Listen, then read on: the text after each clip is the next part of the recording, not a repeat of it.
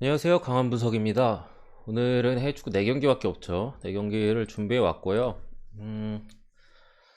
사실 뭐 그렇게 좋아 보이는 경기들은 없습니다. 볼로냐 경기 제외하고는 다 뭐 그냥 그냥 그런 경기들이에요. 뭐 어떻게 보실지 모르겠지만 저는 이것도 좀 위험하다 생각하고요.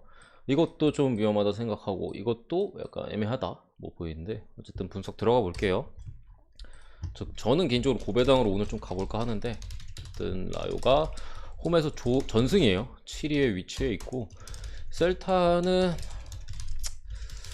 원정에서 뭐 그렇게 나쁜 모습은 아닌데 어쨌든 간에 앞선에서의 득점에 있어서 문제가 있어요. 그 찬스는 잘 만드는데 결국 득점을 뽑아내지 못하고 있고 라요는 원정에서는 엄청 안 좋은데 홈발이 약간 있는 경기력 대비 있는데 어쨌든 이거 라요 정배가 보시는 분들 다 아시겠지만 2점대예요.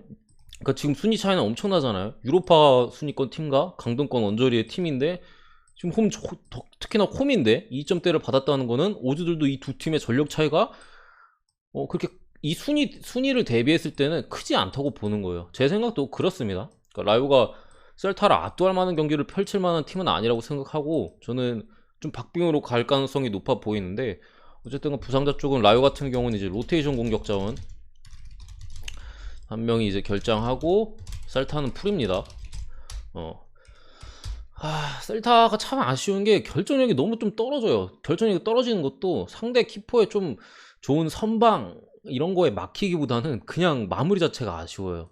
그러니까 잘 만들어 놓고 정면으로 찬다거나 슛이 약하다거나 빗나간다거나 그런 좀 아쉬운 마무리를 보이고 있는 게 지금같이 좀 낮은 순위에 있는 원인이라고 생각하는데 어쨌든 라요가 홈에서 잘하는 건 알겠어요. 홈에서 잘하는 건 알겠는데 이긴 상대가 바르샤를 제외하면은 엘체, 카디스, 헤타페, 그라나다 전부 강등권 팀이에요. 물론 셀타도 마찬가지긴 합니다. 그런 맥락에서는. 네, 어쨌든 간에 제 기준에서는 이 네 팀보다는 셀타가 경기력 면에서는 낫거든요. 결과를 뭐 더 잘 얻는다까지는 모르겠는데 경기력 면에서는 셀타가 그래도 좀 더 나은 모습을 보여주고 있고 아마 그래도 홈이니까 조금 더 주도권을 라요가 갖고 경기를 펼칠 걸로 보이는데 저는 기본적으로 박빙의 경기라고 봅니다. 셀타비고 프렌 라요 정배 쪽을 보기에는 좀 어렵지 않나. 5연승이 이거 이긴 6연승인데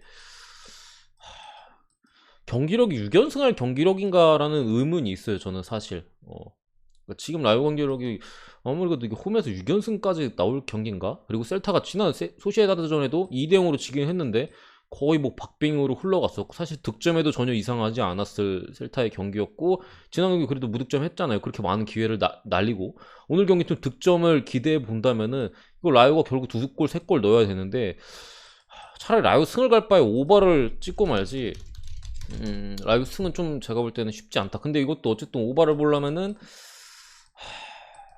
제가 웬만하면 라리가 오바는 잘 안 가요. 그래가지고 그냥 셀타 프렌 쪽을 차라리 보는 걸로 하고 어쨌든 라요의 특히나 이제 돌풍의 중심에는 라달멜 팔카오가 있죠.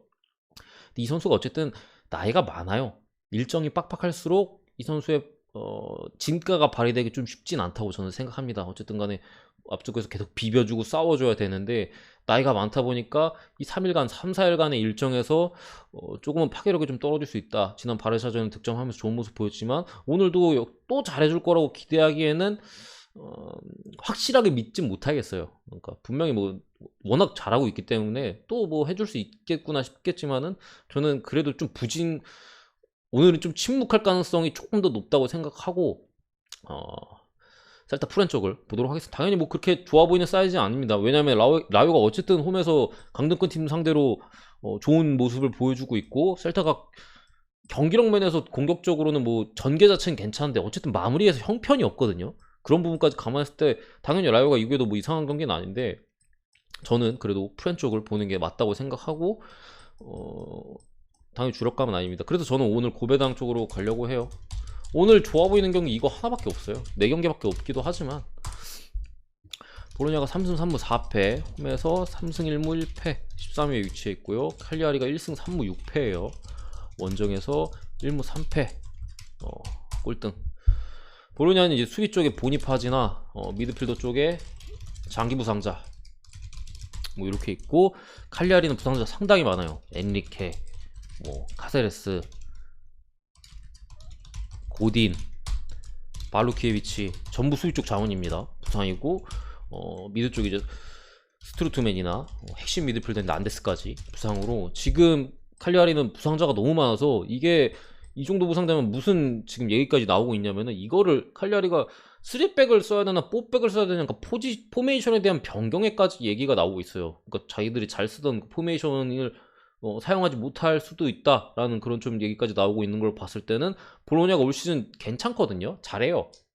더군다나 최근에는 좀 부상자나 뭐 출전 정지다 해가지고 흐름이 최근 몇 경기에서는 안 좋았는데 다 돌아왔고, 오늘 경기는 칼리아리가 부상자가 너무 많고 경기력에서 저는 볼로냐가 좀 쉽게 이길 만한 경기가 아닌가라고 생각합니다. 볼로냐 승 보겠습니다.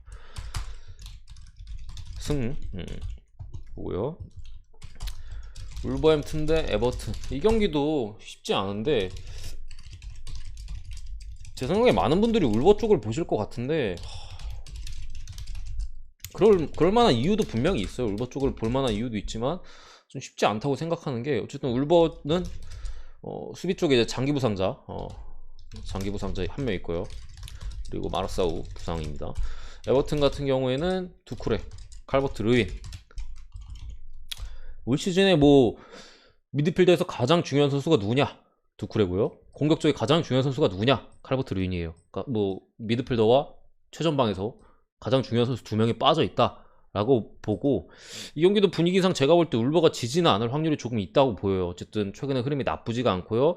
에버튼은 두쿠레 빠졌을 때, 제가 지난 와포드전에 이거 두쿠레 빠졌는데 에버튼 2배당 받고 가면 안 된다, 저는 무승부 찍고 치우겠다, 아니면 안 간다, 뭐 이런 식으로 말씀드렸고, 그때 와포드한테 대패를 했죠.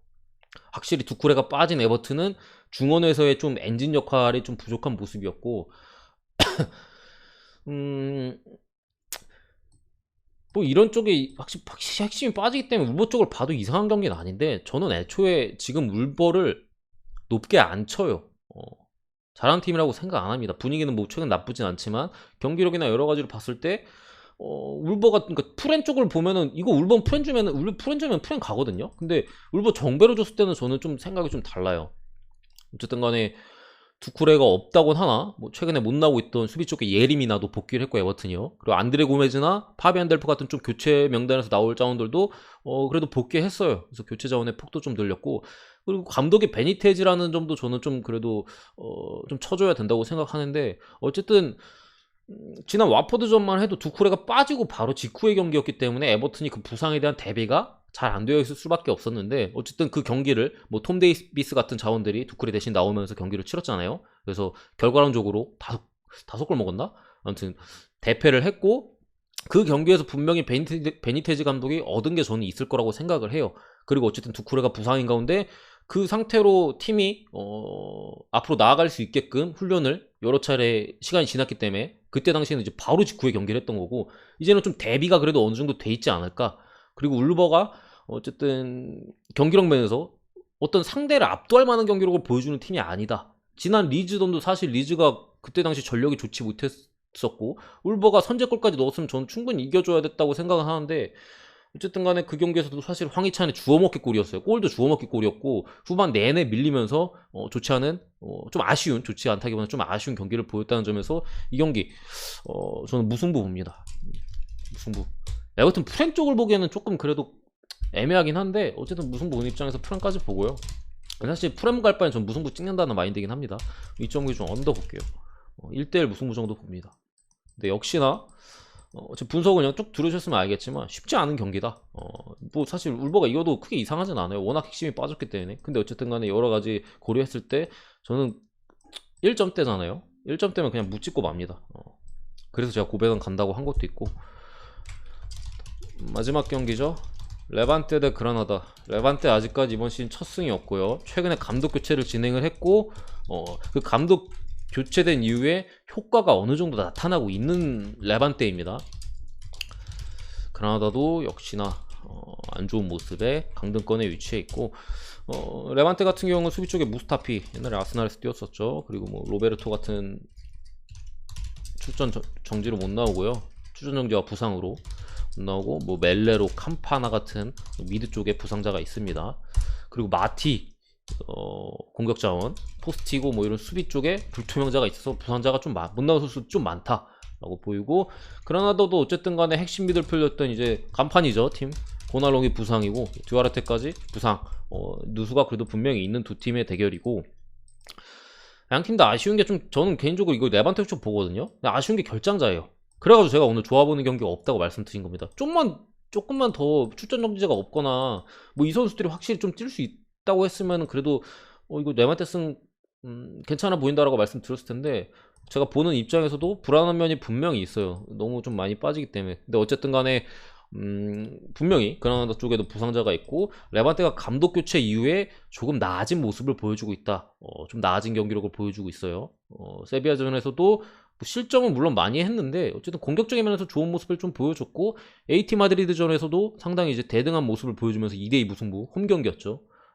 를 이끌었고, 어쨌든 홈에서 잘 지지 않아요. 기본적으로 레반테 같은 경우 홈발이 있는 팀이고, 뭐 19위에 위치했지만 홈에서는 1패밖에 없는 모습이고, 지난 경기 AT전에서도 말씀드린 대로 물을 캤고, 오늘 첫 승 타이밍이라고 보는 거예요. 저는 레반테 승을 왜 보냐면 첫 승 타이밍이라고 보는 겁니다. 감독 교체했고 그 이후에 조금 나아진 모습을 보여줬었고, 비록 이제 상대가 세비야 AT여서 좀 어려운 경기를 했다고 하나 좀 나아진 모습 보였고, 그러나다 이거 잡아야 된다. 그래서 저는 이 경기 언더도 좀 쫄려요. 언더 쪽도 베팅하기에 좀 쫄린다. 그러니까 둘 다 잡을만 하거든요. 이거 레반테가 무승부에 만족 안 해요. 이거 무승부 만약에 후반에 뭐 0대0이나 1대1 스코어가 유지되고 있잖아요. 후반전에 레반테 공격할 겁니다. 이기려고 들 거예요. 그렇기 때문에 언더 쪽의 베팅도 좀 쫄리고, 어쨌든 첫 승 타이밍 봅니다 저는. 그래서 근데 말씀드렸듯이 분석에 대한 좀 부상자 여러 그런 것 때문에 확실히 강하게 볼 만한 사이즈는 아니고, 볼로냐 제외하면 오늘 경기는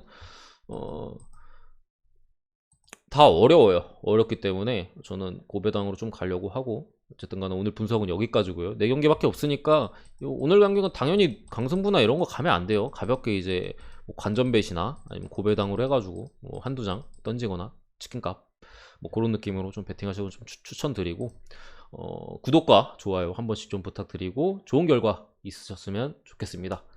감사합니다.